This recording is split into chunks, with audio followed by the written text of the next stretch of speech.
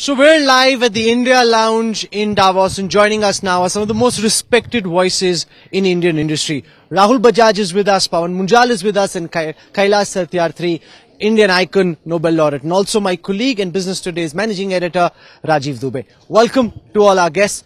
It's very nice to have you, Rahul sir. Such a lovely name you have. You throw that at me each time, so I started with this. But tell us, how successful do you believe India's pitch at Davos has been? You see, on the one hand, obviously, as everyone is talking about it, with our Prime Minister being here after 21 years after the last time Deve Gauraji was here, itself is something. And then, let's face it, this Prime Minister, and comparisons are odious, Rahul, as you know, but compared to the previous one even 20 years ago, times have changed. I'm not trying to be critical, but this is a very special Prime Minister in many respects. I wouldn't say in all respects, but in many respects, it's a very special Prime Minister. So there's a lot of talk of that. But the problem here is, it's not a problem, it's the greatness of the World Economic Forum. Usually they have 35, 40 heads of government or heads of state. That's President or Prime Minister. This time it's 60, 65. And if you have a Trump going to come, May, UK one, Macron, these kind of names there, you see, your whole thing disappears the next day. There are 60 of those. How they manage is itself a story. So India was a great story. India has been a great story for some time now. So I must say this, and I don't believe in unnecessarily praising anybody, but this was not so much an India story, it was a Narendra Modi story. Everybody's talking to the Prime Minister, Prime Minister. Of course he's in India's Prime Minister. I'm a very proud Indian. So India benefits. But just as we say the elections in 2014, some of us say it was won by Modi ji and not by the BJP, a little bit of that came here too. Okay, that's interesting. Always an interesting take from Mr. Bajaj. Mr. Munjal, the one big question everyone watching back at home has in their minds is, okay, so we had a big India splash. There are lots of India stalls as you walk along the Davos promenade. How much of this will turn and translate into additional investment coming into India, and most importantly into new jobs in the India story? I should first thank you for bringing me into this august company, Rahul Bhai and Kailash Satyarthi. Let me first say a bit about what Rahul Bhai said about the Prime Minister projecting himself. He is the Prime Minister of the country. I didn't say he projected himself. No. He is the brand ambassador of the country. Of course. And he's been doing that for the last 3 years. And he's definitely got the world's attention. And let me say that yesterday, once again, he caught the world's imagination. He caught the world's complete attention. But Mr. Bajaj had an interesting take. He says, yes, we had the attention for the day, but given the fact that Trump is coming, Macron is here, Trudeau was here, Angela Merkel was walking along the promenade, therefore it's difficult to keep the world's attention when everybody is vying for that same limited attention. Maybe that's a message back home to our government, to the IPP, to keep on pushing the message. Keep your foot on the pedal, keep on pushing the message and get the world's attention. Coming back to your question of all this India everywhere out here in Davos, for sure it is catching everyone's attention. For sure it will leave a mark on people's mind, and this investment is not going to go waste. Once again, the people who are managing this must ensure that they keep the foot on the pedal and this investment does not go waste. One of the things he talked about is removing red tape, removing some of the laws that were defunct. Many of these companies are already present in India. How much of this do you think has actually happened on the ground? It reflects on the ground. Well, it's an ongoing process. I won't say that the red tape has completely gone and it's been replaced by the red carpet. The process is on. The red tape is slowly going off. The red carpet is being laid, and it is definitely seeing results. Investments are coming in, and people at the dinner, CEO's dinner, where Rahul Bhai was also there, all these foreign CEOs who were present there, they were talking great about India, and I'm sure they will also help and support in bringing more investment. Mr. Satyarthi, from your perspective, how successful do you think this big India splash has been? And not just in terms of economics and in terms of big companies, but also in terms of socio-economic indicators, which you're working so hard on. Absolutely. India has had made a remarkable progress in some years, definitely. When I come to the issue of children or women, the programs like Beti Bachao, Beti Padhao, the programs like Swachhata Abhiyan, these brought a different image of India to the world, that Indian government and the Prime Minister is taking care of the most marginalized sections of society, and so many other programs, definitely. Prime Minister Modi brought the essence of Indian ethos here, the Vasudhaiva Kutumbakam or global familyhood. I'm invited here to address the summit, the forum on the issue of human slavery in the world, and that is scourge on the face of humankind. So tomorrow I would be giving a call for globalization of compassion. We have already globalized economies, markets, technology, knowledge, whatnot.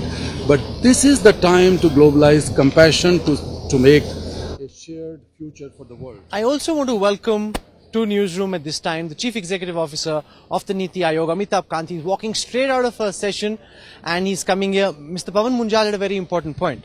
How do we keep the foot on the pedal? Because in some senses, this big splash in Davos is a crescendo. It's a climax. You had the Prime Minister there, so many Indian companies, so much talk about India. But given the competing interests, limited attention span, how do you keep the attention on the India story so that talk translates into money coming into India? Well, it's not just about money. I think we need to, one thing is very clear, that what India has done is to have major structural reforms in its economy, and it's been able to do it managing growth as well as bringing in a great amount of financial inclusion. I mean, programs like Housing for All, pushing for electricity for all villages, these have been radical programs. But I think the lesson from here in many ways is that if India needs to get into high trajectory growth rate over a period of time, we need to carry out many more major reforms in terms of restructuring our education system. We need to radically re-alter our health system. And I think social sectors like education, health, nutrition will be very critical for India's growth in the long run. And I think when we need to do this, we need to move away from the Anglo-Saxon model of education based on books to bringing in blockchain, bringing in artificial intelligence, bringing in additive printing, bringing in 3D printing right at the school level. Bring in what we are trying to do through Atal Innovation Mission is to really bring in huge disruption at the school education center. Make students from class 6 standard onward itself to learn these new technologies. This is what is going to create new jobs of the future. And that is critical. India needs to grow with jobs. And you need jobs which will in future become highly skilled jobs and highly paid jobs. And therefore you need to make your jobs highly adaptive, you need to make them highly resilient, and you need to make them highly skilled. And that is the lesson from here. So Kant, one of the objectives, one of the targets that he set was about the $5 trillion economy by 2025, and that we should move from being job seekers to job givers. I think that is one thing, one objective that will have to be met if India has to convert its demographic dividend into this demographic dividend. How do you propose Niti Aayog? How do you ask Niti Aayog propose that this should be done? I think the great thing that's happening in India is that we have been able to create a unique ecosystem of young startups, and these are startups which are not only disrupting in the world of e-commerce or financial technology, but many of them are doing unique work in social innovation. I mean, they are doing great work in health and education. And I think we need to spread this movement. I was pleasantly surprised when the IIT director, Mumbai, told me that 40% of its students actually either joined a startup or did their own startup. But I think the learning lesson from here, and I think we need to see what's happening around the world. And the important thing is that if you want to be a $5 trillion economy, then the entire process of manufacturing is going through such a major disruption, and that is going to create jobs. And India needs to, we are still in the process where the manufacturing, the Industrial Revolution 4.0 there's still a lot of experiments, best practices, test beds. India must capture all of them. And India has the advantage of being a digital country and use its digital skills to really leapfrog leapfrog in these technologies, and that is really the way to go. Use new technologies to make a big quantum jump forward. We can't do it the normal status quo way. We need to disrupt the world. India needs to take the lead in that. See what are the best practices around the world, and Indian manufacturers, I mean, outstanding people like Rahul Bajaj and Pawan here, they need to really leapfrog using many of these things. And that is a great learning experience from here. Mr. Bajaj, when I was at the World Economic Forum Congress this morning, one of the big global CEOs, who I shan't name, but who was at the Prime Minister's dinner, asked me about these pictures from back home of a school bus being attacked because some fringe organization that was upset with a movie being brought out attacked these school children. How does this contrast with the big Make in India, come invest in India splash that we're making here in Davos? That you've got, Karan Johar's topic was how you're weaponizing culture. Do you believe that's also something that needs to be taken care of so that Sabka Saath, Sabka Vikas is not just a slogan but a reality? To start with, these incidents which happen, as far as I'm concerned, are most unfortunate, disastrous, should not be done. But while I'm not wanting to underplay their importance, not only for Indian citizens and people, but abroad, but that can't take away from all the positives that there. But it's very unfortunate, even on principle. It's not a question of incident. As people say, 1.25 billion people, you can't stop every incident in advance. You can't have that kind of intelligence. The police can't do that. Having said that, that statement can't be made by a politician. It becomes very problematic. You have to see that you have to put the fear of God in these people. Mr. Satyarthi, do you believe enough is being done to control the fringe? Do you believe this disrupts the India story and our red carpet that is being laid out if there are stains of blood on it? Well, while agreeing with both of them, I strongly feel that much more is needed. And it is not that Prime Minister did not say it in this cow saving... Cow vigilantism, yes? Vigilantism. He had spoken very clearly, but even then it goes on. So I think much more is needed from the party, from the government, from other civil society organizations, media. Everybody has to work hard that these fringes should not become so violent and we can control them. Of course, law and order has to do its work more promptly and more efficiently. Mr. Bajaj and Mr. Munjal, one of the demands of the industry has been corporate tax rate cut, and there is there's clamor now to definitely cut it at this during this budget. Do you think that is something that could give some confidence to the industry as far as helping them in the growth? Surely it would. The finance minister had announced this in one of the budgets.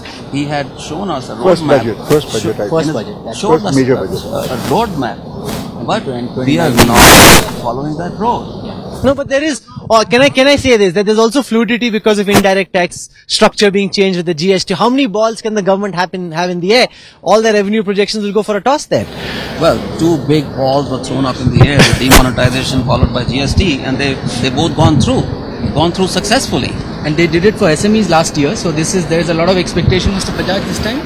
Some of the other, keeping in mind our existing tax rates and what Pawan just now said, every individual, every company wants a lower tax rate. In fact, CII had talked of 18%, all exemptions out, etc., etc. To me, it's important compared to other countries, but I'm not that worried about that. What I'm more worried about is what all of us know, and better than all of us, though we are the ones producing things or services. This guy called Kant knows much more than us. He knows the solutions, but there's political compulsions involved, which my family having been in that sense in the politics, I'm not. I can understand that. Everybody knows it. Labor is a problem. Land acquisition is a problem. Privatization as distinct from investment, barring Air India, is not being done. This investment maybe for the first time will be more than the budgeted figure, but I can't use a bad language. Land, labor, where is the government moving on these issues which actually could be the kind of structural change that you're talking about, Mr. Kant? So Rahul, two things. One is Rahul Kanwal. One is the government has shown the courage, the guts and the determination to carry out far-reaching structural reforms. Second thing, the government has demonstrated its will to bring in consistency and predictability, and that was critical. I think About the predictability, I'm not sure. You did demonetize. No, 1 second. So I think the third issue is about total factor productivity and reforms relating to labor and land laws. And I think a lot needs to be done by the states. You know, we are in a federal politic, and I think each one of the states need to bring in radical reforms in these areas, because they are the ones. That's where the politics comes in. No, they are the That's why nobody wants to move on land. Yeah, but How many states are BJP run? eventually, I mean, jobs have to be created in the states. So I don't want to get into the politics of it. That's not my job. But there's a huge responsibility on state leadership to carry out reforms. Is the politics there a problem? You've got assembly elections now around the corner. Then you've got general elections. So you can't now do radical things which might be good in the long run, but not good populism in the short run. Yeah, but essentially, one basic point we must understand, what the Indian voters have demonstrated, the mandate is for good governance. And good politics, good governance must become good politics. That is really the key for India. One of the expectations of the government is also that the private sector investment engine should start firing at some point in time. And so where do you see the both of you? Demand. In terms of, yes. That's all. You want to make money. Pawan makes as much or more than No, but the reality, Mr. Munjal, Mr. Bajaj, is that there was a time when Indian companies, the big families, the big investors had not given up on the India story, but had decided to keep their money I can talk in the for bank. myself. Not a penny has gone out. We have not put a plant anywhere else. No, but I'm talking about industry in general. But then I can only ask myself, they have done that. I did that. I have excess capacity. Am I going to utilize that first? I don't have upar ka paisa or government ka paisa. It's my shareholders' paisa. I'm going to utilize Munjal. capacity, and then I'm going to expand, because I don't want him to take away my market share.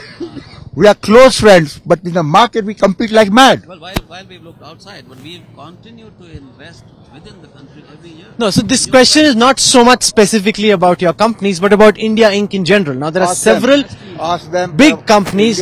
We also have gone to NCLT and excess leverage. I've always said, you want to buy anything in India or abroad, buy with your money. I'm a zero debt company, barring in one zero debt group. And we are, in terms of, if I do a PR business here, in terms of group market cap, I'm fifth largest in the country.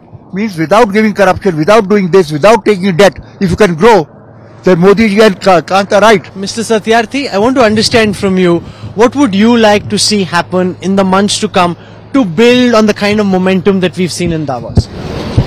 First of all, India's story cannot be complete without a strong moral compass in politics and industry both. Correct. And without social inclusion in every sphere of life. Without inclusion, economic and social inclusion, we cannot complete our story.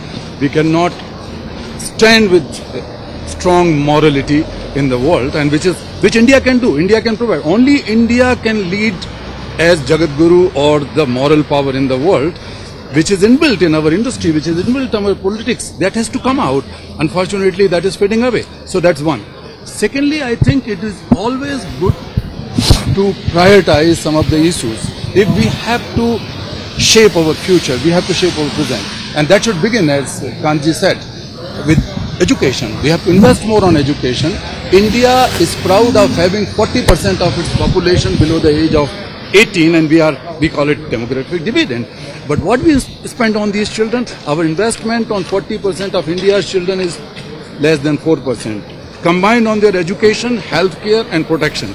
So if we have to have a great story for the future, we have to begin with the present, investing on our children. It's been a fascinating conversation, and it's very rarely that you have a Nobel laureate, two top corporate tycoons, and also one of the sharpest government minds on the same broadcast. So Rahul Bajaj, Kailash Satyarthi, Pawan Munjal and Mr. Kant, thank you so much for joining us. Our Facebook page, www.facebook.com/businesstoday. Follow Business Today on Twitter India @BT_India and subscribe to our YouTube channel Business Today India.